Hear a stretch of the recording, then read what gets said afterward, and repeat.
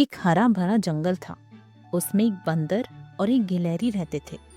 दोनों में गहरी दोस्ती थी, पर स्वभाव में जमीन आसमान का फर्क था। बंदर था आलसी और मजाकिया, जबकि गिलहरी थी मेहनती और समझदार। गर्मी का मौसम था। गिलहरी ने बंदर से कहा, देखो बंदर भैया, सर्दियां आने वाली हैं। हमें कुछ अनाज उगाना चाहिए ताकि भूखे ना मरे। बंदर पेड़ की डाल पर लेटा हुआ था।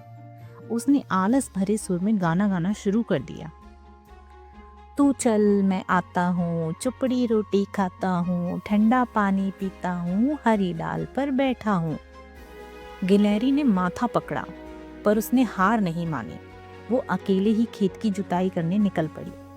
कुछ दिनों बाद गिलहरी ने बंदर से फिर कहा, अब खेत में बीज डालने का समय है, चलो मिलकर बीज बो देते हैं। बंदर ने फिर वही गाना गाना शुरू कर दिया। तू चल मैं आता हूँ, चुपड़ी रोटी खाता हूँ, ठंडा पानी पीता हूँ, हरी डाल पर बैठा हूँ। गिलहरी ने गुस्से से उसे घूरा और फिर खुद ही बीज डालने चली गई। कुछ महीने बीत गए। गिलहरी ने कड़ी मेहनत से खेत की सिंचाई की, खरपतवार हटाई और फसल उगाई। गेहूं लहलहाने लगे। एक दिन उसने बंदर से कहा, अब चलो गेहूं काट लेते हैं, सर्दियां करीब हैं। बंदर ने फिर वही सुर छेड़ दिया।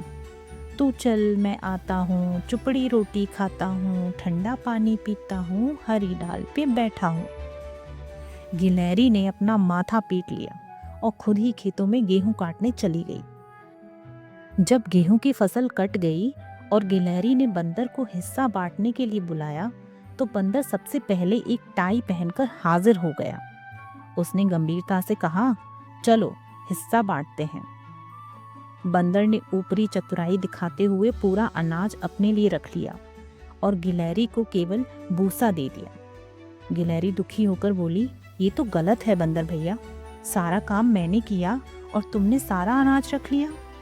बंदर ने अपनी दुम लहराई और मजाकिया अंदाज में बोला, तू मेहनत करती है, मैं दिमाग लगाता हूँ, अब तू जा और भूसा खा। गिलहरी बहुत दुखी हुई। सर्दियां आ रही थीं और उसके पास खाने के लिए कुछ नहीं था। वो सोचने लगी, अब इसे सबक सिखाना ही पड़ेगा। कुछ सोचकर गिलहरी गांव के एक बनिए के घर पहुंची। वहां उसे एक मोमबत्ती दिखी। मोमबत्ती जलाने पर उसकी परछाई दीवार पर बहुत बड़ी दिखने लगी। गिलहरी ने सोचा, बस अब बनिए को डराकर अपना काम निकलवाती हूँ। गिलहरी जोर से चिल्लाई, तुझे खा जाऊं, तेरा घर खा जाऊं। बनिए की पत्नी डरकर बाहर आई और बोली, कौन है तू? गिलहरी ने और जोर से चिल्लाया, तुझे खा जाऊं, तेरा घर खा जाऊं। बनिए की पत्नी बोली, रुको रुको, मैं बनिए को बुलाती हूँ। गिलहरी बोली, तुझे खा जाऊं, तेरा घर खा जाऊं, तेरे बनिए को खा जाऊं। बनिया थर थर कांपने लगा। उसने अपने दोनों बेटों को बुलाया।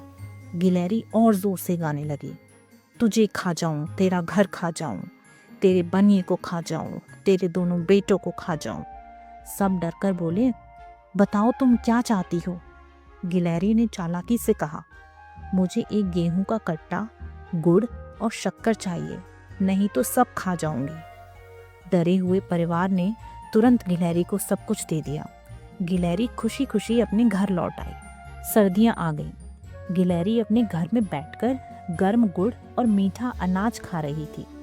इधर बंदर का सारा अनाज खत्म हो चुका था।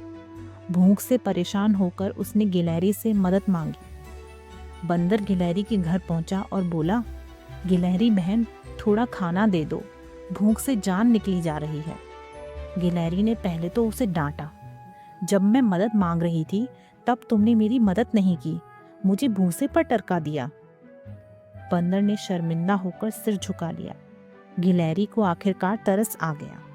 उसने बंदर को खाने के लिए अनाज और थोड़ा गुड़ दे दिया। बंदर ने वादा किया कि अब से वह आलसी नहीं बनेगा और मेहनत करेगा। गिलहरी ने कहा, देखो, मेहनत करने वालों को ही फल मिलता है। उस दिन के बाद से बंदर ने आलस करना छोड़ दिया, लेकिन वो गाना गाना आज भी नहीं छोड़ा। तू चल मैं आता हूँ, चुपड़ी रोटी खाता हूँ, ठंडा पानी पीता हूँ, हरी डाल पे बैठा हूँ। अब फर्क बस इतना था कि गाना गाने के बाद वह गिलहरी के साथ काम करने के लिए भी जाता था। इस कहानी से हमें सीख मिलती है कि मेहनत का फल हमेशा मीठा होता है और आलस करने वालों को भूखा रहना पड़ता है।